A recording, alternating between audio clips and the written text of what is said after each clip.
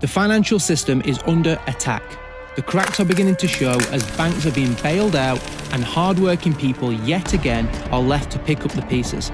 This is unacceptable. We were told that after the 2008 financial crash that measures were put in place so that this could not happen again. Personally, I don't want to risk my family's financial future to find out if that's true or not. Are you prepared? Do you have a plan? Can you weather the storm with confidence? Don't be at the back of the line. Act now. Visit goldbusters.co.uk and protect your family today.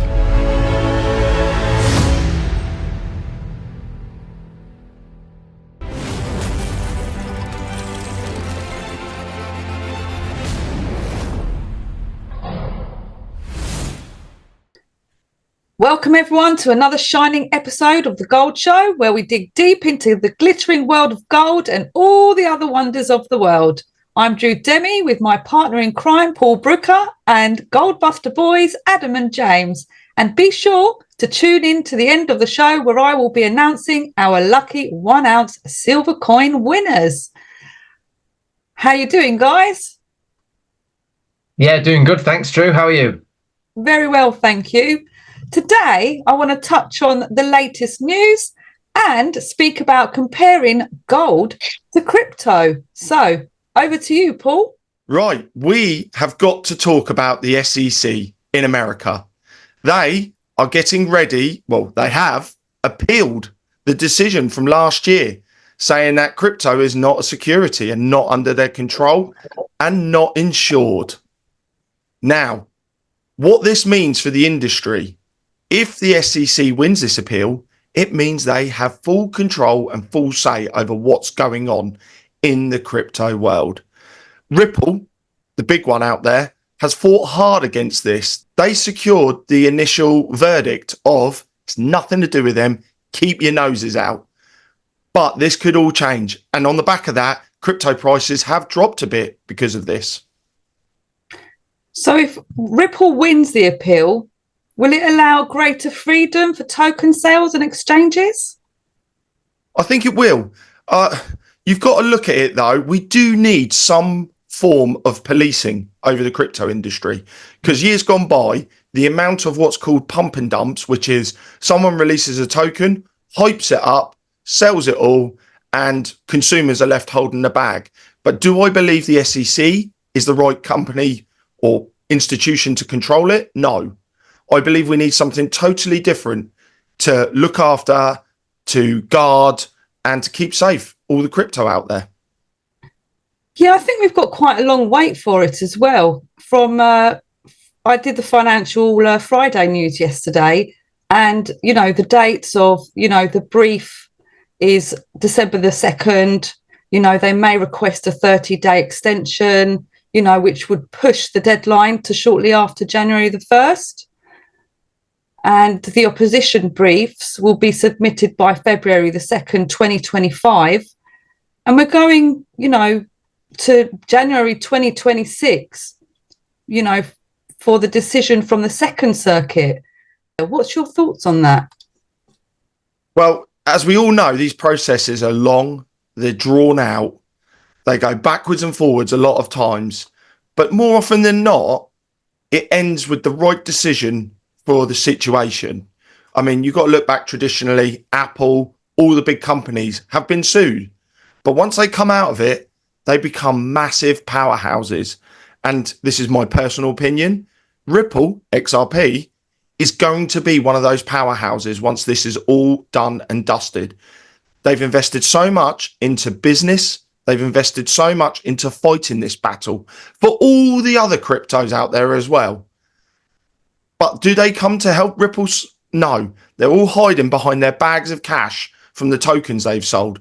Ripple is one of the only companies out there to take the fight to the SEC. Yes, well, the gold price is over the 2,660 mark at the minute. September took a dip at the very end of September, but still, it was, I think it was about 5.2% gain in September. And I've said in the previous weeks that normally September's a quiet month. Gold's at all-time highs. Silver's nowhere near the all-time highs. Silver's been much higher in the past several times. 1980s being one of them, wasn't it? So yeah.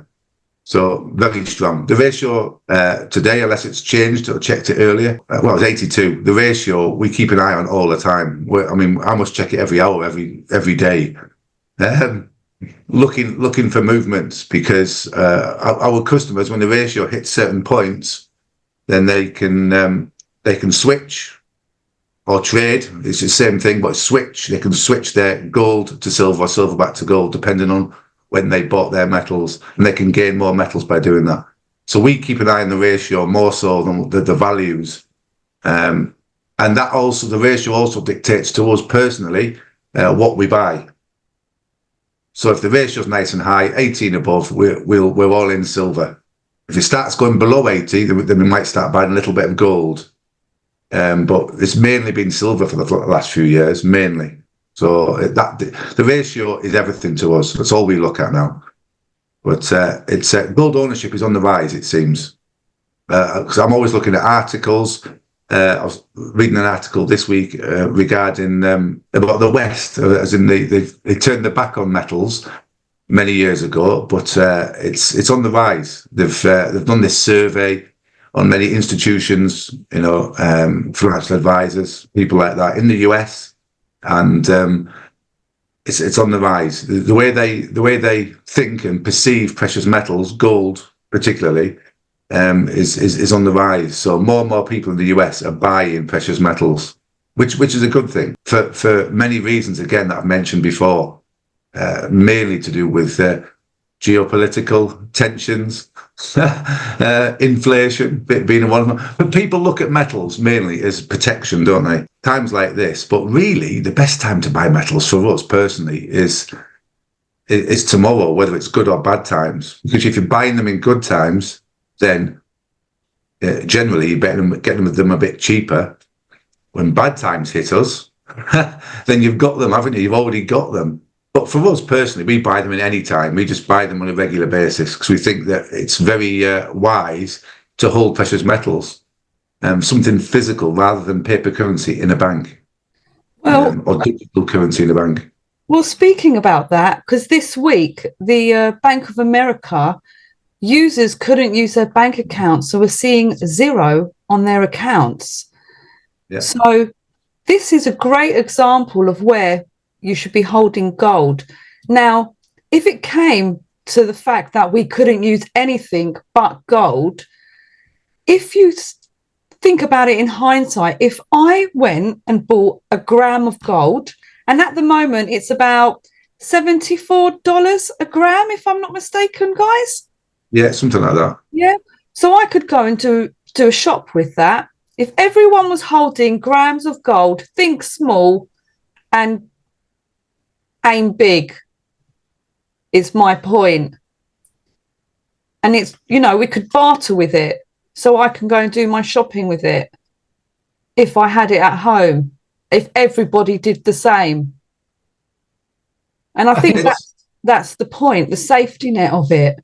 I think it's almost like life insurance, isn't it? When's the best time to buy life insurance? The month before you die.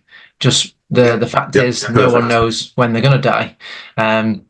Sorry to kind of labour a morbid point, but the fact is the same with metals. Is you want them to protect you. You just don't know when you're going to need that protection, and when you're going to have to use them, when that's going to have to be acted upon. So what most people do is they just wait and wait and wait, and then when it's in air quotes too late, they then go, okay, now I need to buy some metals because I'm stuck. I've got, bank cards aren't working, or there's problems with crypto or whatever. And then they say, okay, now I need a solution.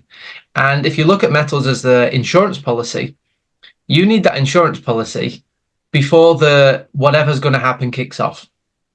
When you talk about getting travel insurance, they always say don't get it, the day before you go on holiday, because then you're only covered from that point onwards. But if you get travel insurance before you book the holiday, then you're covered from the point that you book it to when you come back. So I guess the question is, what do you want to be covered for and for what period? So we just think, look, get the metals while you are thinking about it, while the the drama hasn't unfolded, which, as we're seeing, it seems by the week, things seem to be getting worse around the world. And if you've got metals, then you can protect yourself from that. I think, James, just on a point you were talking about, we don't look at the prices as much. As far as making investment decisions, we don't look at prices. Totally right. We look at the gold silver ratio, and that gives us all the information that we need. But I always find the prices quite interesting as a barometer of what's happening around the world. Oh, yeah. Yeah. If gold is going to an all-time high, or if anything's going to an all-time high or an extreme or anything like that, something is happening that is extreme for that effect, if that makes sense. So if you're getting an extreme event, that has extreme results. And I think we can all see that there are extreme things happening around the world, things that are quite unsettling. And commodities tend to reflect what's going on. So you can see that oil has started to tick up again. And, it's not near an all-time high, but it's had a very significant move. I'm glad you brought that up, because the reason why oil was going up at the moment, long story short, Iran produces 4% of the world's oil. And there is a lot of worry at the moment that if Israel hits Iran's oil sector, prices for the barrels of oil is going to go past $200 a barrel. And this is quite substantial for the world's markets. And I can see exactly what you're saying there about oil going up. The market is worth an absolute fortune. And, well, I don't know about you, but putting oil in my car going up a lot. I mean, at the moment, I think it's $80 a barrel, thereabouts. It's been trying to push up to $100 for a little while now. But can you imagine the price of fuel in your tank doubles overnight? I think oil has a knock-on effect to everyone in the world all at once. Because, yes, there's a personal element, which is the fuel in your car. Electricity, a lot of it comes from oil. Power plants, they're run on oil. It affects everything. And when you look back through time at historical events when markets have crashed or gone into meltdown or extreme things have happened, it's been a blend between a very unstable situation and then oil rocketing up. And that's kind of tipped things over the edge. So personally, I always keep an eye on oil. Again, it's not because I'm buying or trading it or anything like that, just because it's a barometer of what's happening around the world. And sometimes it can be the straw that broke the camel's back. You have this perfect storm kind of situation. Oil goes up and things go downhill quite quickly. And it's very difficult because those that have the oil, it's good for them. So there's a really fine balance between the oil producers and the oil consumers. And we saw that through over the last few years with Russia, where Europe were trying to cut their dependence on Russian oil and gas and those kind of things. And it's one element that can move things quite a lot. Brilliant. Thanks for that, Adam. Drew, what else have you got for us today? Well, I want to discuss gold and silver hits the blockchain. Meld Gold has launched an innovative stable coin initiative backed by gold and silver on XRP Ledger. So what's your thoughts about gold and silver going crypto? Yeah, I think it's very interesting. We've always said that blockchain technology is very interesting, it's very innovative, and we think it will play a part in all our lives to some degree in the future. No denying that. It definitely has its utility. I think the reason that things are backed by something is because the value is in the thing that's backing them. So when there was a gold standard, the US dollar was backed by gold. Not because the US dollar had value, because gold had value, and the US dollar was the thing that was easier to trade than the gold. Walking into a shop with a lump of gold or a lump of silver, and it's just much easier to have this paper that you can transact with, but the value being in the metal. And I think it's a similar situation with cryptocurrencies or gold-backed cryptocurrencies. You could argue that the major cryptocurrencies, Bitcoin, Ethereum, they're not backed by anything and they have some intrinsic value themselves. I think the reason that a cryptocurrency will be backed is because it needs some value to back it up. Now, I'm not saying that because I don't think these cryptocurrencies are worth having. I don't know too much about the details of them, but for us, it's always about just looking one step beyond a cryptocurrency that's backed by gold. Why is that? And what's the advantages of a cryptocurrency backed by gold than just a cryptocurrency or just gold? What's the synergy? What's the powerful combination between the two? And you might find some of them, it's just easier to transact and it's more secure and you can do more things with it. But who owns the gold behind that? Because ownership is number one with everything, right? You put your money in a bank, you don't own it. The bank owns it. The metals that we have, we legally own. No one can take them away from us. So, yeah, I think it's early days with this kind of thing. And I think some interesting things will come out. The other thing is maybe it's just a way to transact that will become common practice. That you can just transact far easier with a gold-backed cryptocurrency. I'm not too sure, but it's very interesting. Those are just the questions that I would be asking and looking into. You might find some of them you're actually just better to have gold and crypto that's not backed by gold. But let's see. Yeah, an interesting time.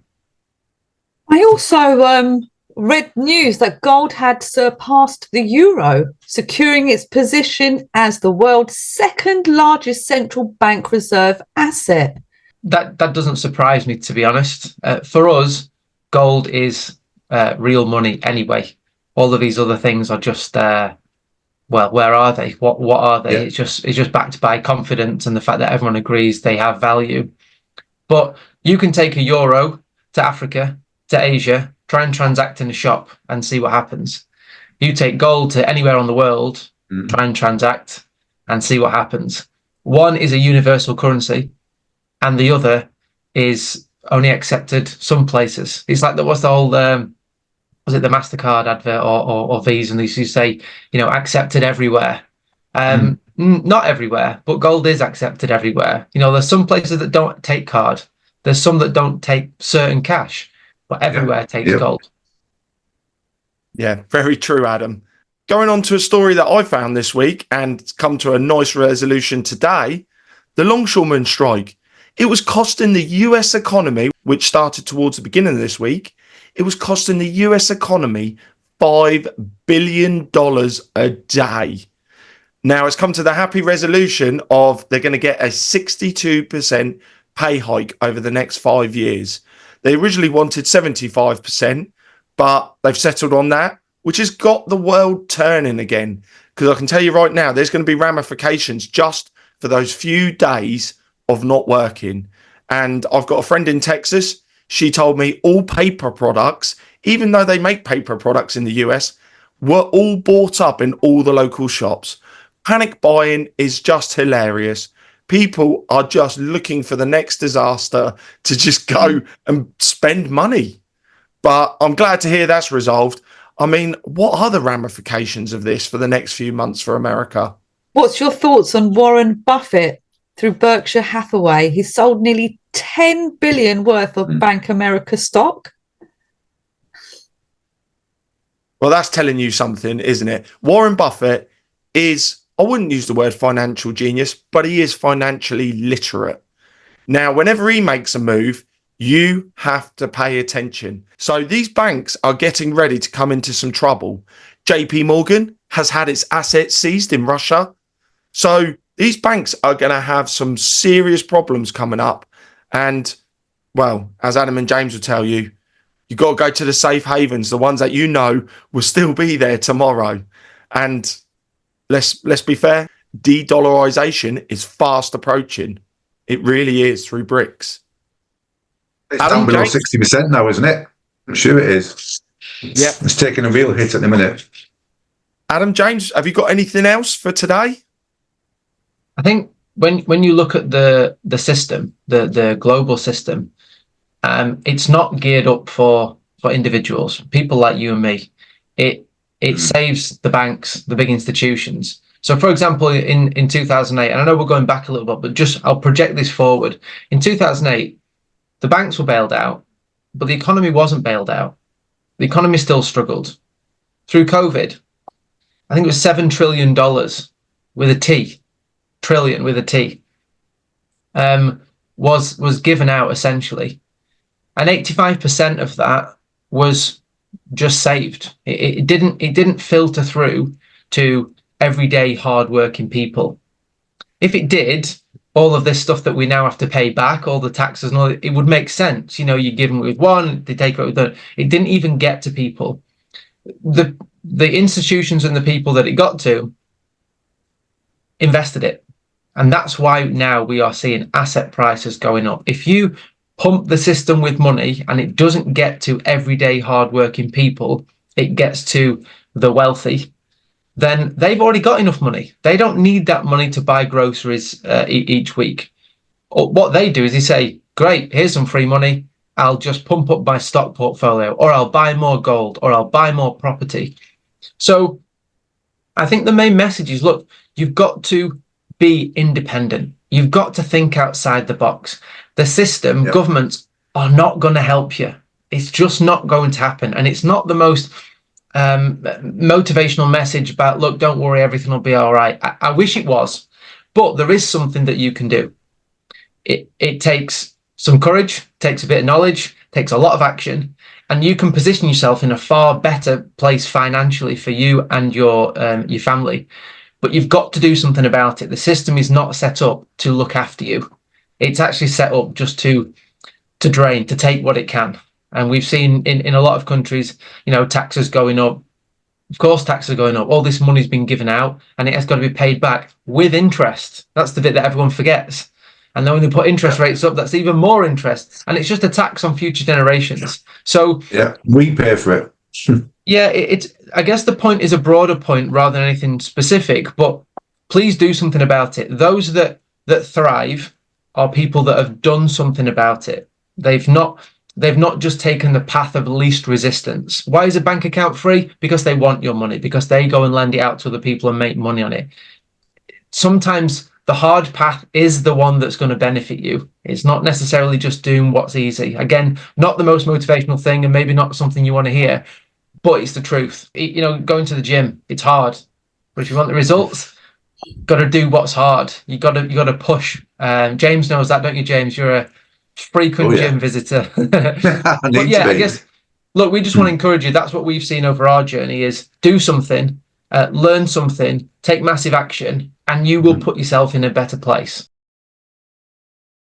Well, switching gears to Africa, Tanzania's mining regulator has dictated that all gold exports reserve at least 20% of their gold for the central bank. That's where the value is, right? The reason they don't want to give it all away or even sell it, they don't even want to sell it. They want to keep it for themselves because they know what's coming. There's something to be learned just in that, isn't there? What's quite good there is that Tanzania has actually worked out we need to keep this gold in-house and we need to be able to prop up our economy. Because I guarantee you, most of those miners, whatever you want to call them, they're owned by foreign entities, and the foreign entities know money. They know the value of gold, and they will want that in their economies, not in the local economies. And this is just showing you these third world countries, they're not stupid. They understand the world's economic climate, and they are learning and they are catching up.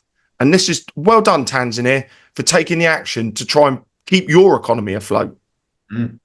Well, I've got my final story, and well done to the US. You've broken an all-time high, and it's not gold. I can tell you that right now.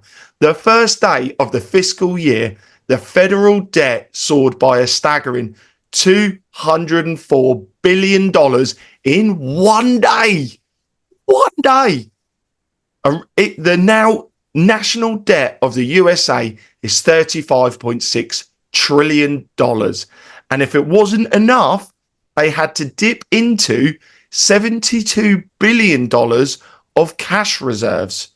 So that's $275 billion in the red in one day. The US is on a very slippery slope now. This has been a common theme, that countries spend more than they bring in. And for you and me in our own household, we can do that to a point, and then it stops.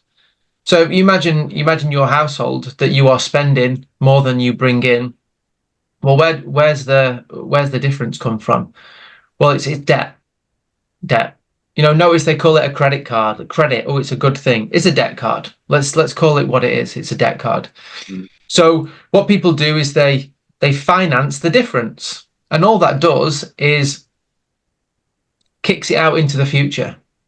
Debt is just a future payment. That's all it is.